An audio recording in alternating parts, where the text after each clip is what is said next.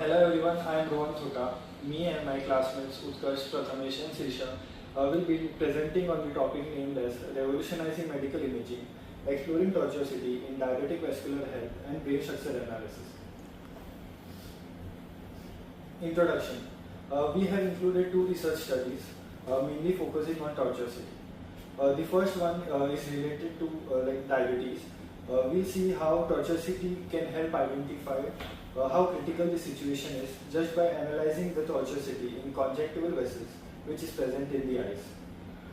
This study will basically tell that this research can create a significant impact in the future.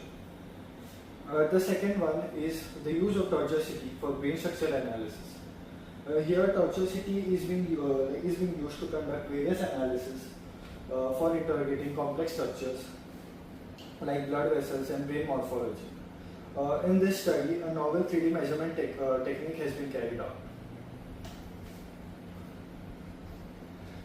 Let's look at the proposed objectives of both these studies.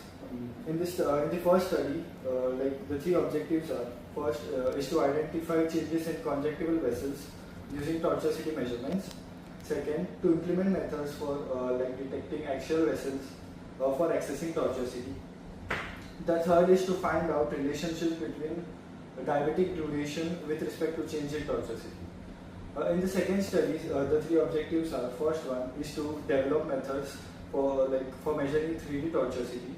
The second is using tortuosity to identify structures of the brain. And the third and last one is to find out the potential of this 3D tortuosity in Alzheimer's disease. Let's look at how tortuosity was used in both these studies.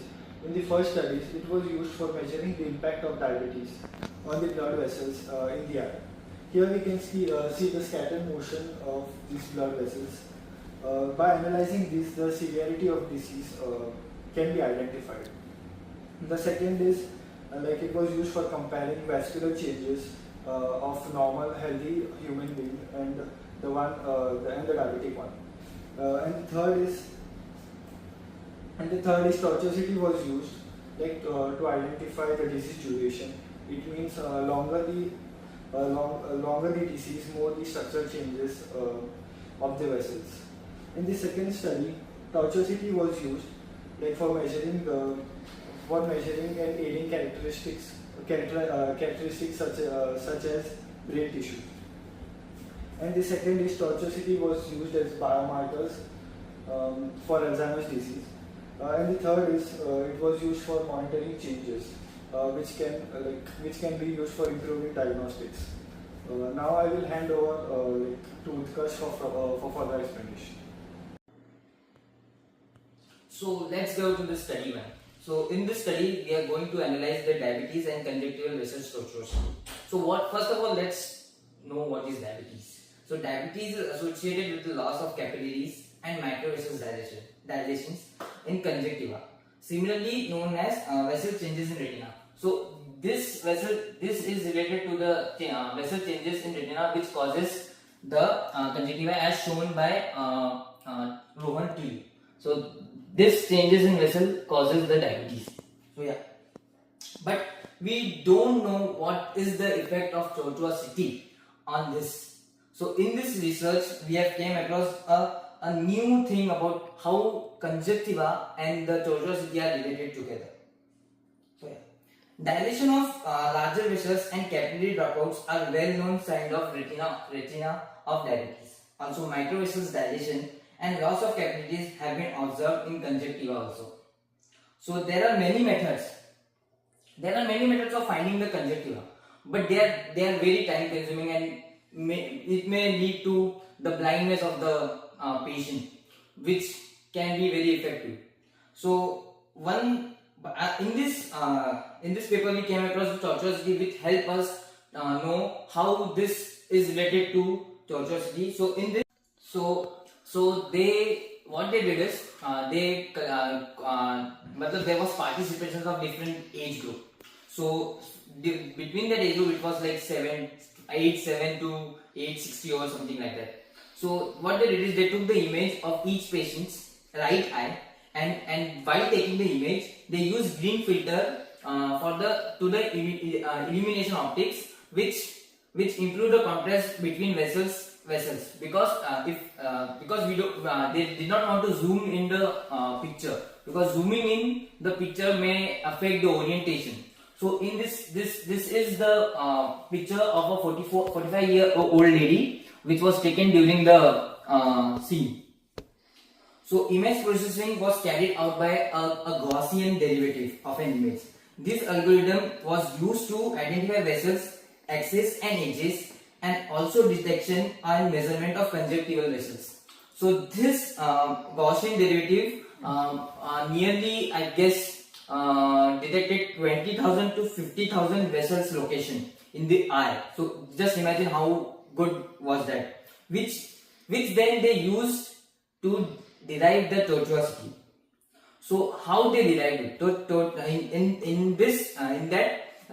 tortuosity was defined as a radian angular change along the central axis. Means it's like we know the omega 1, the r is equals r in omega in rotational motion. They used that. So, and which was then used as which was expressed in a units of curve energy.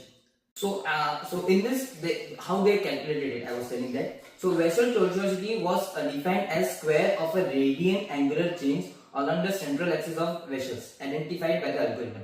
So as we know, our rotational motion, there is one omega velocity. So they used that, and which was expressed in a curve energy.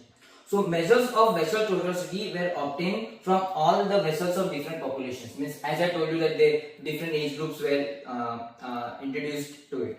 So means it was based on the width. So as we know, our tortuosity formula, which is L minimum, length minimum upon length to the whole square.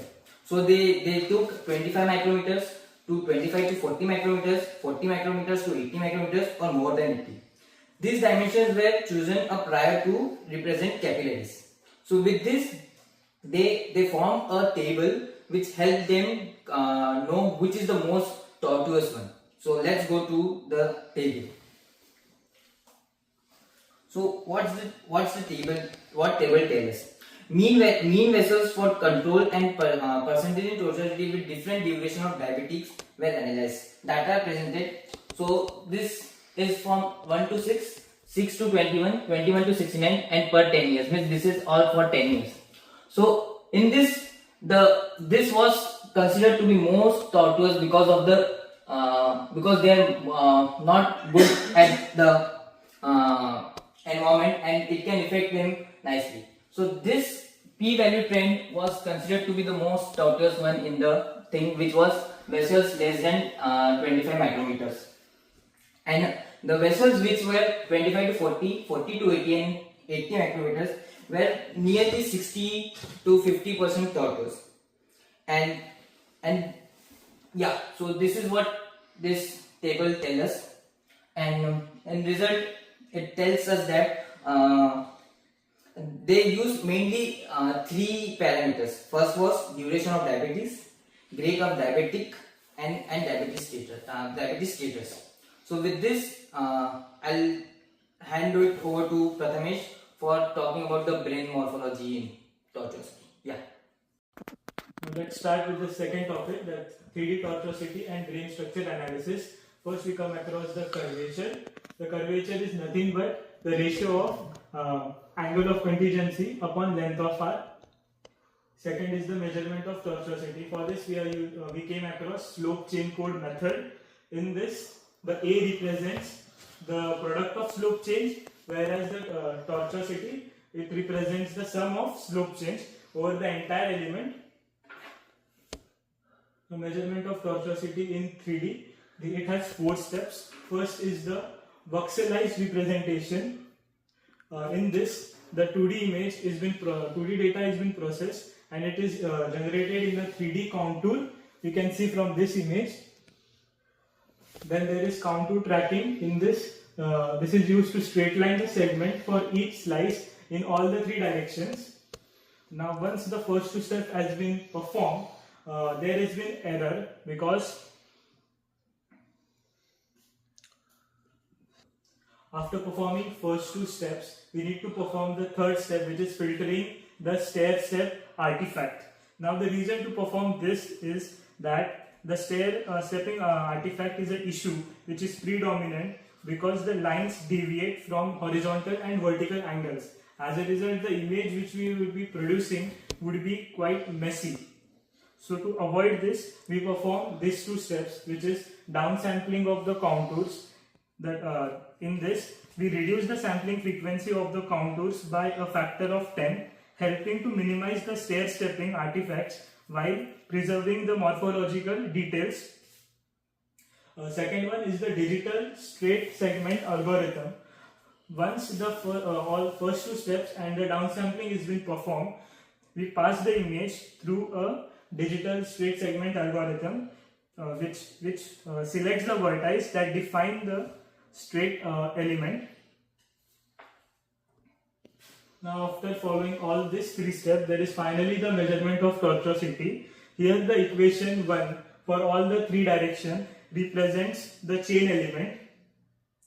The equation 2 represents the relation between the 2D tortuosity measurement and the 3D tortuosity measurement, while the equation 3 is used to for measuring tortuosity, where S represents the slice element and N represents the total number of elements in the entire chain.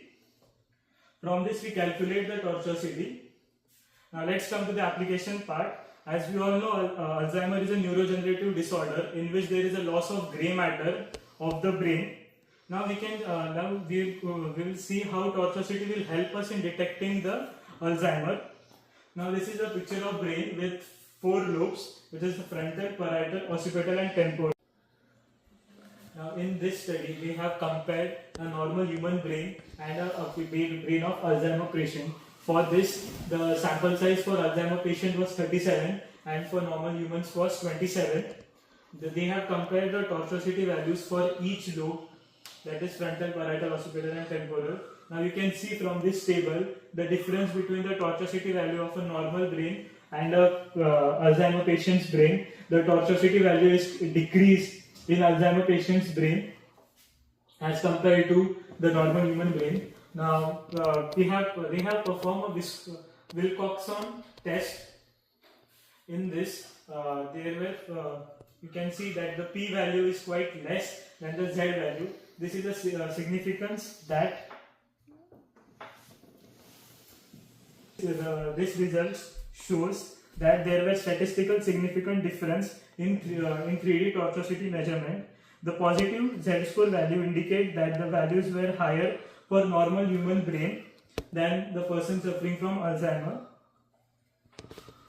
Now in this, they have compared a left hemisphere of a normal brain and a Alzheimer patient's brain. You can see that both the image are of same part of the brain, but the tortuosity value are quite different. Now from this, we conclude the following: that by estimation of tortuosity across different brain lobes and central lobes, we demonstrate its potential in differentiating between Alzheimer patients. The tortuosity value decreased for Alzheimer patients, suggesting decrease in complexity of brain surface folding. Change in tortuosity captures how Alzheimer patients impacts the brain morphology. Now I would like to hand it over to Shirsha to summarize on this topic. Hi everyone, thanks to my previous speakers for their insights. Now you know that in the biological world where there is very abnormal shapes of tortuous vessels, the traditional description of tortuosity does not hold very good. So from our image analysis from a biological vessel, there are actually a very few informations that we can extract. So in the right you can see there's the same image of a tortuous vessel, and from that image we can actually extract very few key parameters. That is the first parameter being the length of the tortuous vessel, that is the actual length of the vessel. So if you straighten out that vessel and measure it with a ruler, that is your actual length. There is the radius of curvature of the tortuous vessel at a particular point, that is denoted by r, and there are another two parameters that are lambda and omega.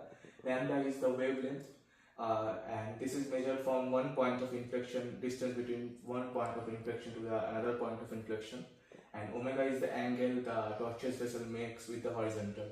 So in real life, the length of the vessel is quite large than the lambda or the r.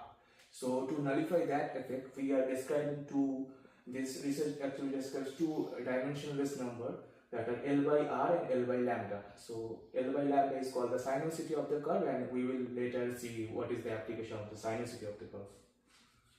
So after analyzing the image and getting our inputs that we are calling the key parameters, our objective is to find the average curvature per unit length.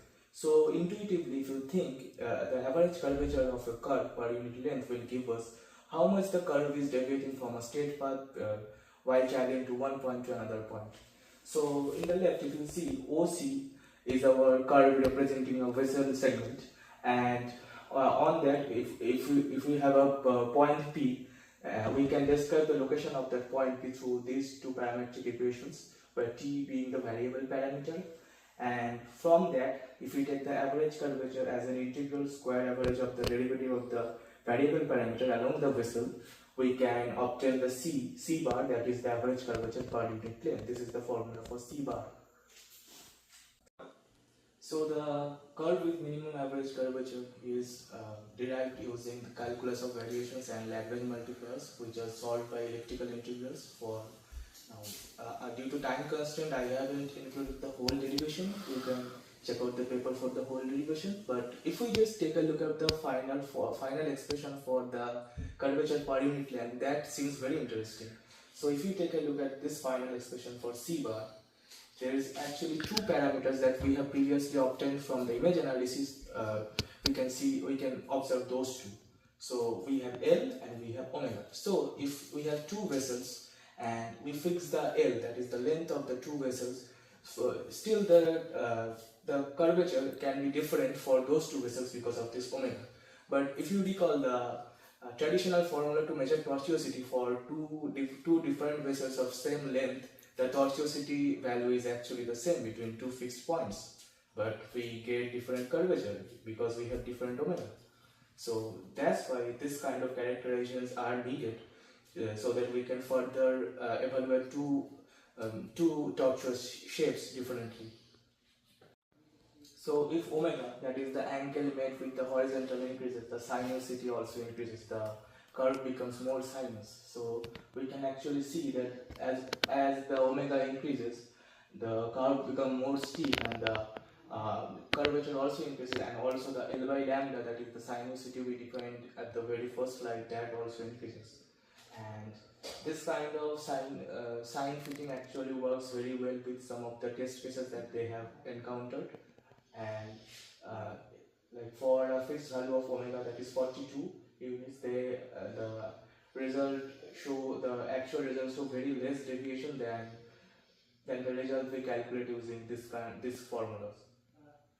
So coming to why this kind of modeling efforts are necessary is, this kind of modeling efforts could actually shift the vessel tortuosity definition from increased or simply increased or decreased to a more critical definition to normal or abnormal tortuosity in case of patients. So we can have a certain value of the curvature per unit length for a certain patient, and we can say that disease is to this degree.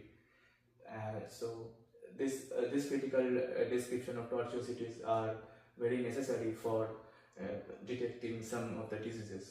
But in some diseases, like the Suryawanshi disease, like you can see in this picture, the vessels form a very weird corkscrew shape. So the vessels are sinus in some of the parts and not very sinus in some of the other parts. So in those kind of diseases, this kind of sign fitting of the tortuosity and to obtain the curvature does not hold very true, and there were many errors in while calculating tortuosity in the Suryawanshi disease.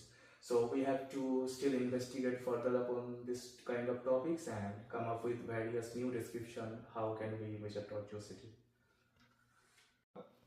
Thank you everyone. So if you have any doubts or you want to discuss further on this topic, you can contact us via our mail. We will be happy to discuss with you for more on this topic and share more.